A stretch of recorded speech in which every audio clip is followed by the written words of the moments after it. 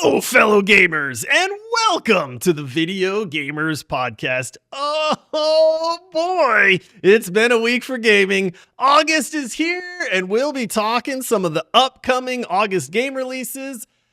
Is Battlefield 6 the return to form we've been hoping for? Bioshock 4 is in trouble? And more on This Week in Gaming. But first, some introductions are in order. I am your host, Josh, and joining me, he's my helicopter gunner, my medic squad mate extraordinaire, and my gaming ride or die. It's Ryan. Bro, I want Battlefield to be good so bad so that we can just do that and just run a gun in that chopper, man. It's going to be so great. Dude. We're gonna talk about Battlefield 6. Yes. I'm not gonna lie, this might as well be the Battlefield 6 episode, everybody, because we got a lot to talk about. We have a complete noob to the Battlefield franchise in Ace, who has no idea what to expect. But let's introduce him first. And joining us, he's a complete total noob to Battlefield, which means he's basically cannon fodder. But maybe, just maybe, we'll make a soldier out of him yet. It's Ace. What do you mean there's no Nicki Minaj skins in this game? I know, Ace. Don't worry, Ace.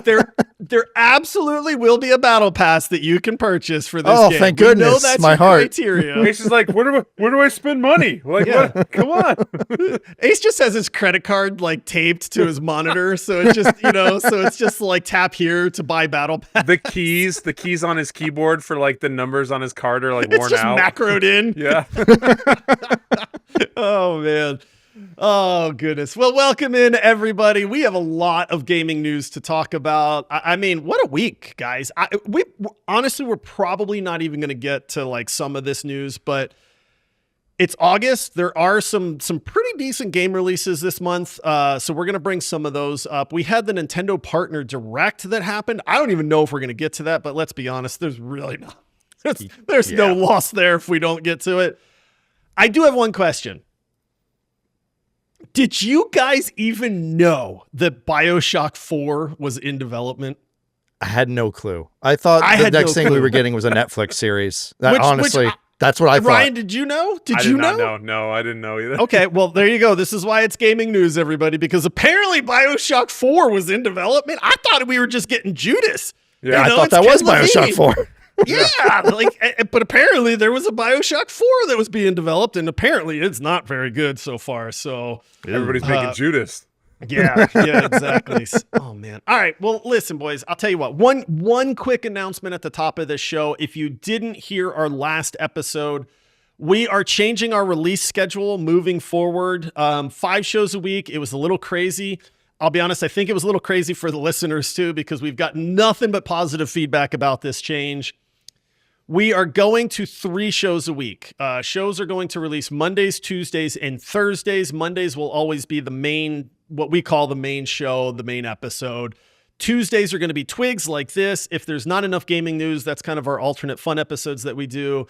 And then because he's just been busting his butt lately, we are giving Ace a primetime spot on Thursdays for the indie episode. I know. Hey, just flex it for a second, Ace, because you've earned it, man. You know, The primetime slot is mine. Yeah. I mean, honestly, we love indie developers, and Ace is so in touch with that. And it's like we really wanted to kind of put that to the forefront and just kind of give it its own spacing as well. So indie episodes will be on Thursdays now. And that way we can all just keep loving this. The listeners can feel like they're not falling behind. It's just a good change, but there you go. That's the new schedule moving forward. So As I said before, I'm tired, boss. Yeah. All right, guys, I got to start off, right? Because we have all been playing Grounded 2. We talked about Grounded 2. We have been playing it. What are your initial thoughts about Grounded 2? I'll let you go first, Ryan, because I got a lot more to say. So how, I did want to ask this, and I'm going to ask it live on our show. Like, are we going to cover this, or are we going to do a deep dive on this, or are we not?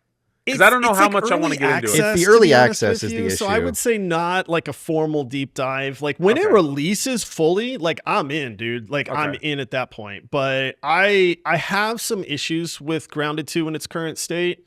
that we can talk about really briefly because we got a lot of news to cover. But I'm more so just because people know that we've been playing it. We've been playing it together, which has been a lot of fun. And I kind of just wanted to get like your preliminary thoughts on it. For sure. So I guess long and the short is, dude, I freaking love it. Like I love survival crafting, but there's so many survival crafting games. What are you going to do to set yourself apart? Their perspective in this world is everything I love about something unique and great in a video game. Like it every time I go to like a perch or somewhere I can look out, and I just marvel at what they've created. So early access, what they've made so far, it is a little bit buggy, and I know we got some jokes on that one for sure, but I'm loving what I'm playing so far. I think it's unique. I think the world is amazing. I think the perspective they've created is awesome. So overall, it has been a fantastic experience from what we've played together so far.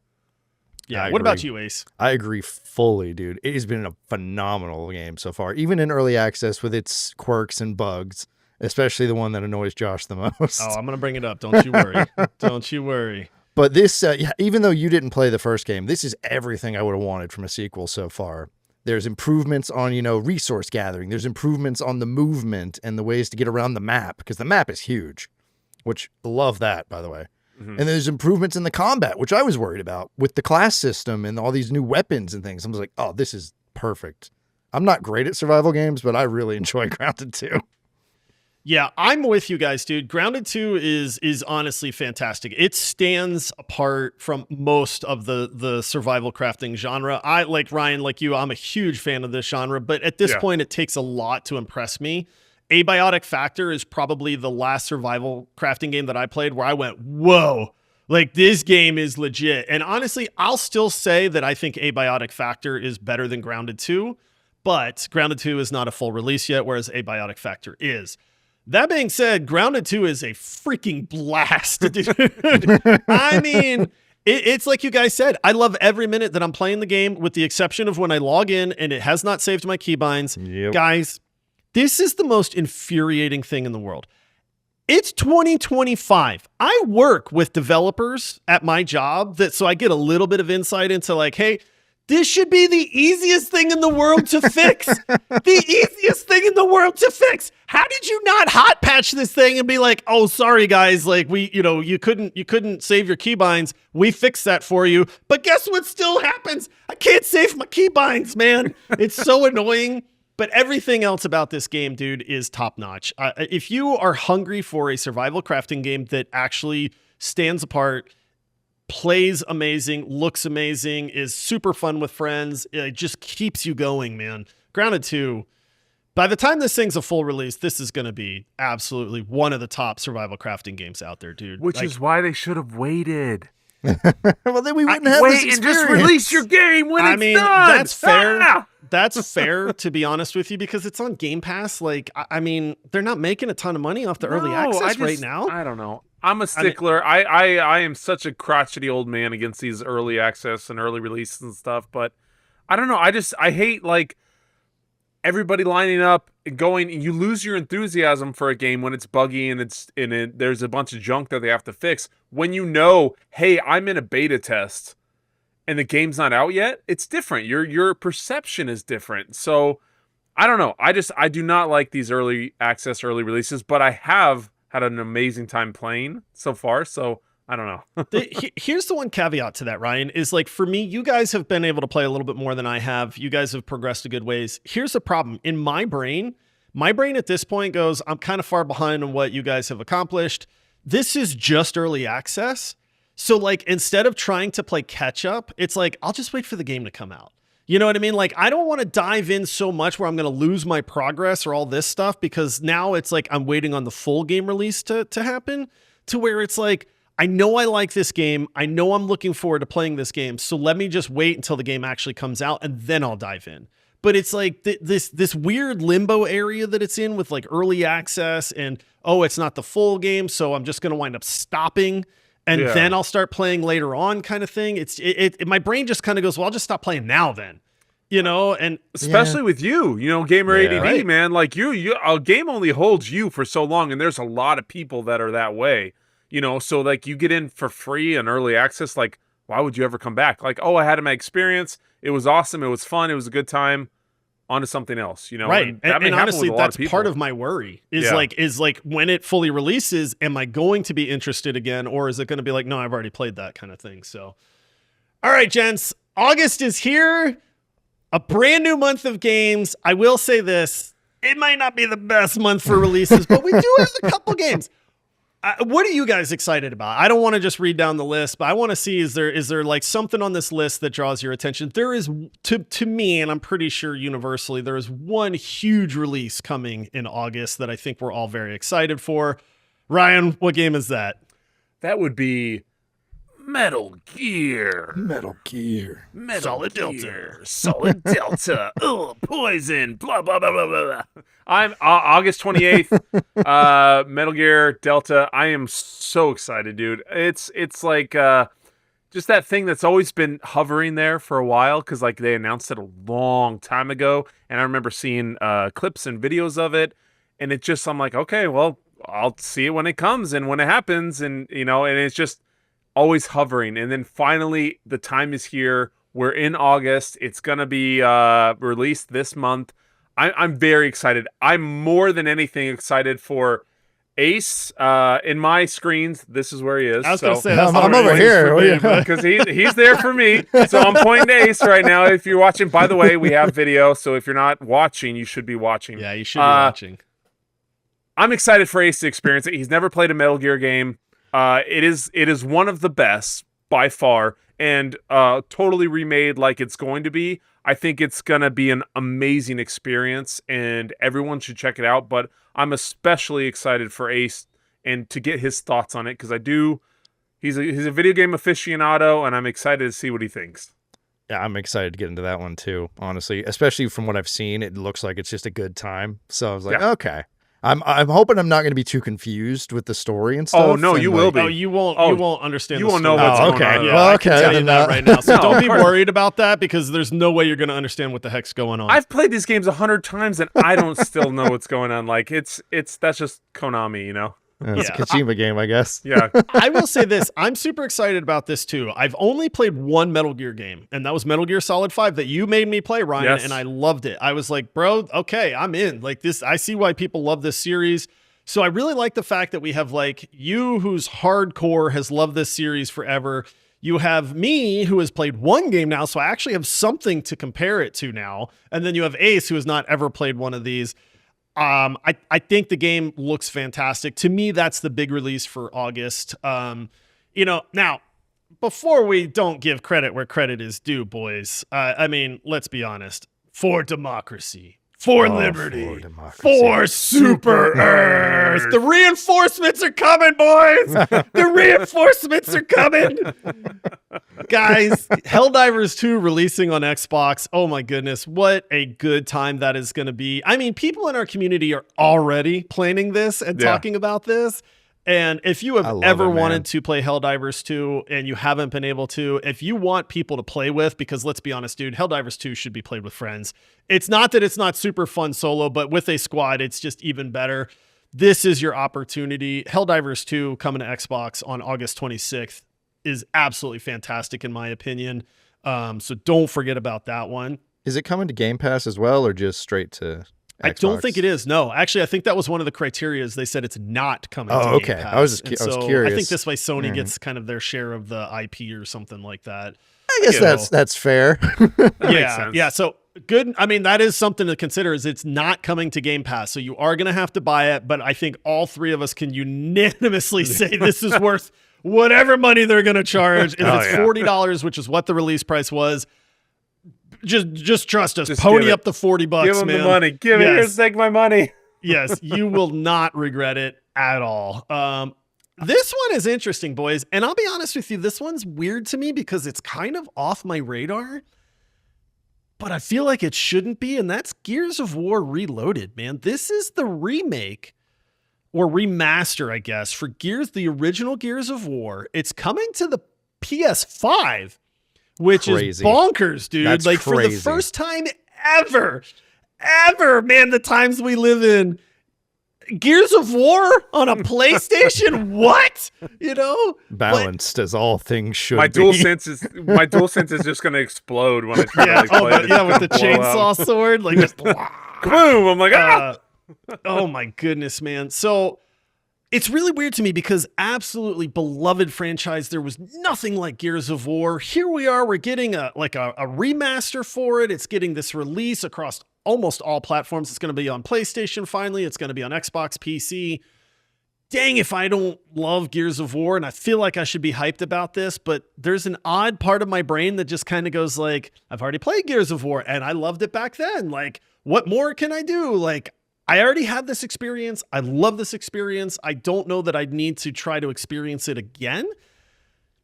But at the same time, it's been like 20 years since I've experienced it. So it's kind of like, I don't know, man. Are you guys like, are you with me on this? Or is this like, I feel like I'm weird about it, but I don't know. How do you guys feel about it? Gears is another blind spot for me. So it's like, does it play to a point where I'd want to play it again and enjoy it, or play it at all and enjoy it? Because like it looks clunky when I look at the gameplay back then. I just wonder if it holds up. You never played Gears? No, Ryan. I was a lonely child. All right. Oh my god! So Ace might have to play Gears. You man. gotta play it, dude. Yeah. 100%, dude. Okay, I'm gonna tell everybody sitting out there. You know, close your eyes, press the ear. This is a thing I want you to envision. Is standing behind this box. It's the end of the world, and you just turn around. Quick activate your chainsaw, and you chainsaw that guy right in half. And it is the most satisfying feeling in the world. There is nothing like it. Gears of War is an all-timer. It is one of those games that everybody should play, check out. You should listen to Gary Jules while you play it, Mad World. Oh yeah. It is an amazing game. I, for one, will definitely be playing this and checking it out. I love Gears of War. I haven't played it in many, many years, but I'm definitely going to come back. I'll have 2 days until Metal Gear Solid comes out, so I'm going to rip through it. But I'm very, very excited, and we'll definitely, dude, Ace, we'll get on and we'll play some multiplayer because the multiplayer will pop off. Great, dude. Go shoddy, aim at their knees. So this isn't just another cover shooter. This is this is the cover. Dude, shooter. this is Alright. legitimately. It's something else, man. It is a different world. I said this before. I don't know if there was a cover-based shooter before Gears of War. If there was, I don't remember it. And if it was kind of like not done the way that Gears of War was done. But man, Gears of War is the game that put cover-based shooters on the map. And the story is great. The gameplay is great. It feels weighty as anything. This is a game that everybody needs to experience, honestly. So, all right, we got to move forward a little bit. Mafia: The Old Country is another game coming out. This game looks fantastic. I'll be honest, this is one of those games I'll probably never play. And that's no shade to the game itself. It's just, I don't know the franchise. There's too many other things on my plate as far as games that I want to play. I think this game looks fantastic. It's probably going to be fantastic, but this is just a blind spot for me where again, I'll probably never play it, but that comes out August 8th, which is darn soon, man. That's later this week. The only downside there is, you know what else is coming out this weekend, boys? Battlefield 6! Oh, the open beta for Battlefield 6! Oh, man. And it's not a love letter. I don't want a love letter. I not want a a good game. I just want a good game. To form, Brian. Oh, goodness. All right, listen. We got to take a quick break, but we're coming back with Battlefield 6 news, everybody. We'll be right back. Okay, we've respawned, guys. Go. It's to the point. No, Ryan, grab the chopper. Oh, man. Okay, listen.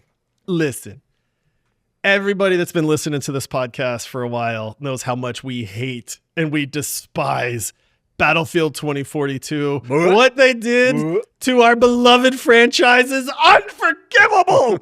We will never forgive. Oh, wait a minute, Battlefield 6, we forgive you. how easily they forget. Oh, man. Guys, I resisted. I tried so hard to resist the hype. I even said I'm not going to pre-order. I don't trust him at all. And then the big Battlefield 6 multiplayer reveal, the gameplay reveal came out, and I still went, dang, it looks pretty good. But no, I don't trust you. You said this about 2040. And then I just started seeing more trailers, and I was like, ooh, okay, that looks pretty cool. The destruction looks sweet. Wait, you can hang on to the back of a tank? And then, dude, I have crumbled like a cheap brick wall, man, to where I am just so on this Battlefield 6 hype train now. Ryan, I know Ace doesn't know what to expect, but I feel like you're with me on this, man. I am with you, man. I was, we are purebred, like original Battlefield, purists. Like we have been there since the beginning.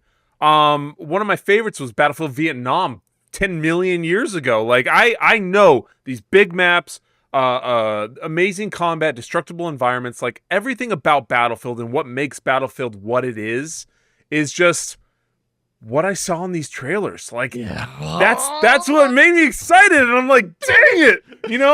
I am a known sucker for a good trailer. Like if you put just awesome music and cool stuff blowing up, like that's me. So I totally got sucked into this. I 100% am excited. I hope I'm not let down. I hope so much I'm not let down, dude, because I can't take anymore, dude. I can't take it anymore. I cannot take it. Here's the issue. They always make incredible trailers. The Battlefield 2042, the love letter to the fans trailer was an incredible looking trailer, so dude. good. They pulled out all of the historic Battlefield gameplay moments and they served it up to us, and then they kicked us in the nads with the actual release of the game. And I mean, people have been here. This has got to be comical to people because they're like, bro, you guys have been trashing Battlefield 2042 for the last year now. You said you were out. You said you'll never trust these guys again. And here we are, just freaking hyped as anything. I can't help it, dude. Here's why. It looks too good. Here's why. It looks good. It passes the eye test. They have talked about the things they did wrong with 2042. They've said, look, we've learned our lesson. Classes are back. The maps are going to be the better maps without all this empty space. The movement, they got rid of tac sprint and all that stuff, trying to turn this into Call of Duty. The movement looks fantastic. The gunplay looks fantastic. The stuff where it's like your buddies can now hang on to the back of a tank so that your squad can just charge into a point together instead of me running behind you guys going, wait for me, and then everybody just gets wrecked. It looks like they are legitimately fixing the problems with the game. Vince Zampinella is the guy from Respawn that made Titanfall, guys. Titanfall is fantastic, dude. Yep. Respawn knows what they're doing. This guy knows shooters. And if there is a guy that I would go, okay, this guy probably knows what makes shooters fun. He probably understands what gamers want. It's that dude. And when 2042 flopped, they went, old guy, you're canned. I don't even remember that guy's name. Vince Zampinella, you're in. Your job is to revive the Battlefield franchise, make it something that gamers love again.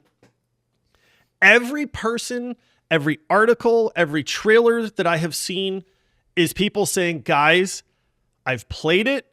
It feels like what we wanted Battlefield to be. And my goodness, if that doesn't get me so excited, man. I got goosebumps. I know. I'm not kidding. I do. Please. God, I can't take another disappointment, man. I really can't. I don't think you could. I don't think either of you could. I think you might double over in your chairs. I don't even know. I don't even know. So, okay. Ace. All right. You've never played Battlefield. Not a one. Have you played any Call of Duties? I have played Call of Duty Ghosts, and I played the campaign. That okay. is widely I'm with you considered on the the Call worst of Duties. I've only played a couple Call of Duties in my life because I was a Battlefield guy. Now, here's the one thing that I got to ask Ace on this one is, Ace, you famously despise our Halo Infinite community nights, which is really weird to me because you play the heck out of some shooters, man. Marvel Rivals to you is probably your favorite game still right now. Yeah. It's still the favorite rotation for sure. And it's not like you don't like shooters, but so I don't know what to expect because I go, Ace hates Halo with a passion, dude. With a passion. Maybe a little bit. He loves Rivals.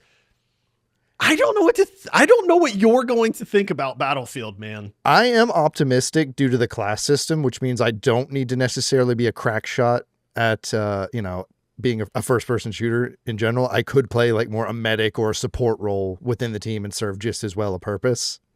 And that gives me hope, at least, because I'm so used to everyone just kicking my butt at first-person shooters, man. Yeah. I just can't deal with that perspective, man. I'm so bad at it. That's what's so cool with Battlefield is like the other class systems, they make them fun. Like being an engineer or a medic and stuff is still enjoyable. It's not just like, oh, I do it just cuz. Like it's fun. Like, so if Josh is the pilot and I'm the gunner and you're the engineer and you're fixing the helicopter, like it's an enjoyable experience. Well, we're just ripping through and just mowing down everybody. Like it's fun. We're all laughing. We're all having a good time. So as long as we can play together and we can have these experiences, I think it's going to be fantastic if the gameplay, all they have to do is make it like it used to be. Like, dude, that's it. It's not, they don't have to reinvent it. Man. Make it like it used to be. Make it fun. It has to be open, but not desolate. Like, right. The destructible environments look great. Like, the gunplay has to be good. That was the thing. 2042 was terrible. It released in such a buggy state that like even hit registration was a disaster. And it's like, dude, how do you make a shooter when your hit registration sucks, man? Yeah. Like, it's literally the core of your game. So, yeah, I remember seeing gameplay for that one. That one was rough. I was talking to Patrick in our community earlier because he was saying, hey, he's not much of an online gamer, and he likes shooters, but usually just solo. And he's kind of worried about am I going to get wrecked because I don't play a lot of these games?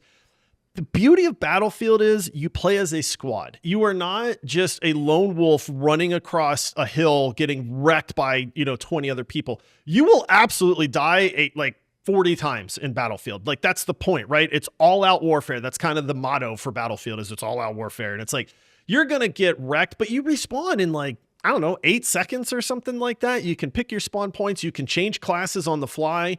If you're getting obliterated by a tank and you're like, guys, we need an engineer to get this tank off this point, you just spawn in as an engineer then.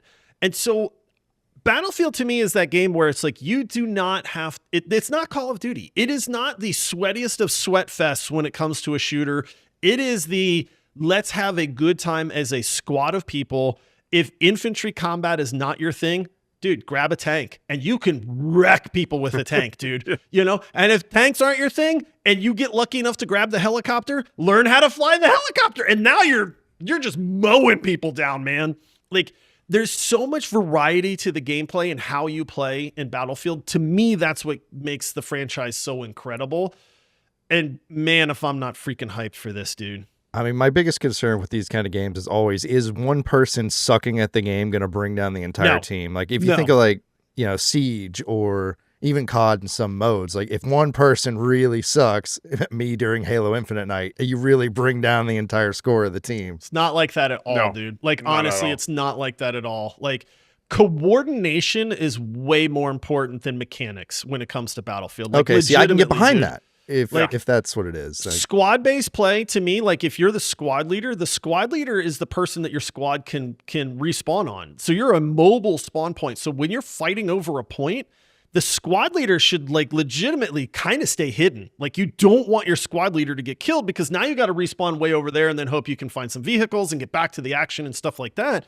So like a good squad leader will kind of just chill out of combat. Like, he maybe, he'll still chuck some grenades and stuff like that, but like, the coordinated effort of a team is way more important than the just gunplay mechanics. Now, all that said, it is absolute sheer chaos, dude. And that's one of the things I love about Battlefield, man, is when you've got 64 people fighting over 2 points or something like that, it is madness, dude. But and you are going to be standing there and a wall falls on you and kills you, and you can't be mad because that's what happens, because you're going to kill a lot of people that way too. So you can't be upset, but then you pop back up, you respawn, hopefully it's on your squad leader, and then you go back to the point. You can keep at it. So there's so much there that lends itself to just continuous fun with the gameplay. And that's what I like. I love the loop of Battlefield. All right, I'm getting hyped for this. It sounds like it's gonna be a lot of fun. Doing it with a group, especially our group, with how good we are all together anyway, and no one makes you feel like really bad for sucking at a game. We're gonna get a VGP team like 32. Dude, this weekend. Listen, if you want to check it out with people, I can't tell you how many people in our community, us included, are so amped for the open beta this weekend. Come join us. Like, my hope is that we get like 30 people in a match, dude, where it's just like go here, go there. We're all on voice comms. Like, it is an absolute blast. So if you want people to play with, absolutely come join our community if you're not a part of it already, because we are planning on playing a lot this weekend.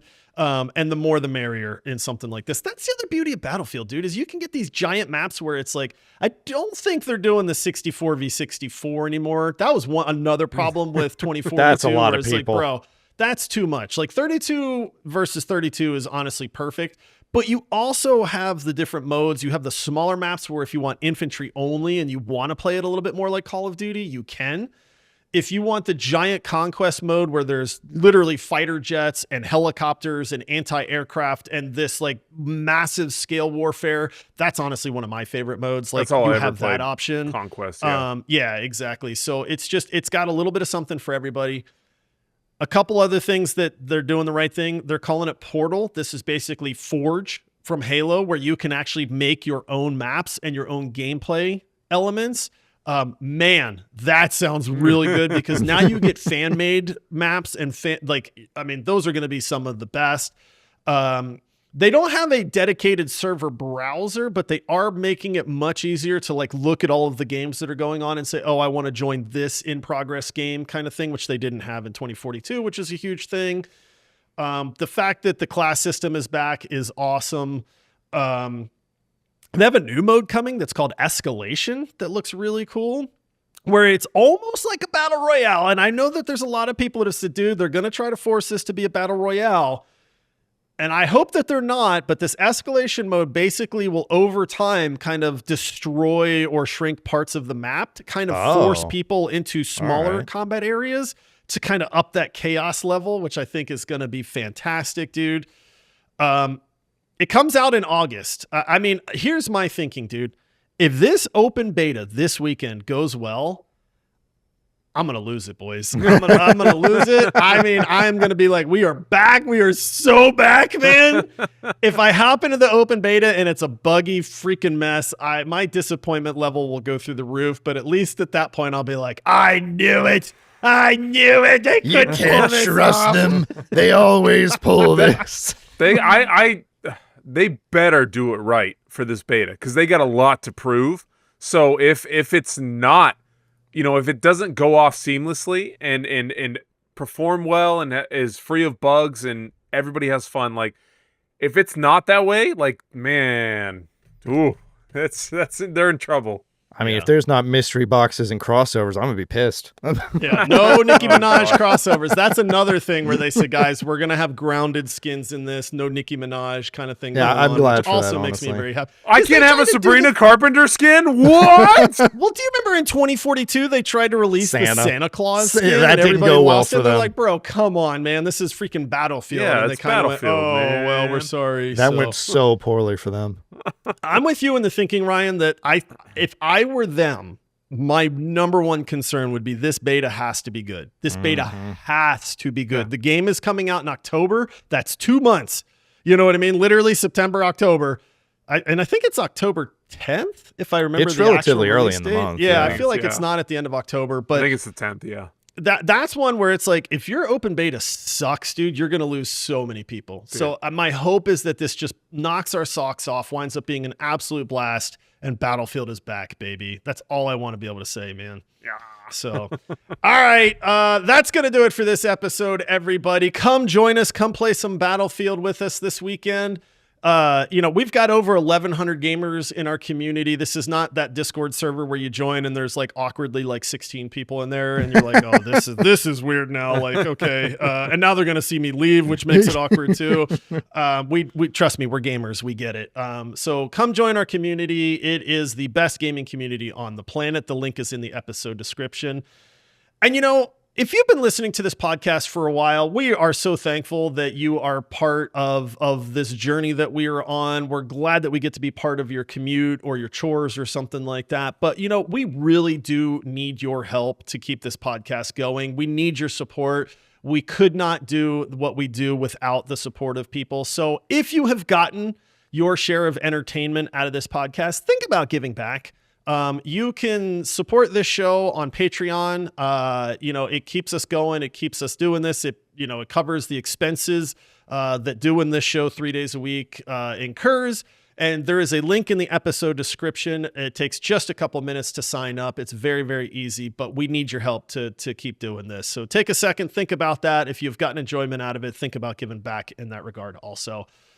All right, boys. I'm gonna try to keep my hype level under control, but I'm gonna be honest. I'm failing miserably, guys. So we'll see what happens this weekend. So that's gonna do it for this episode, everybody. Until next time, happy gaming.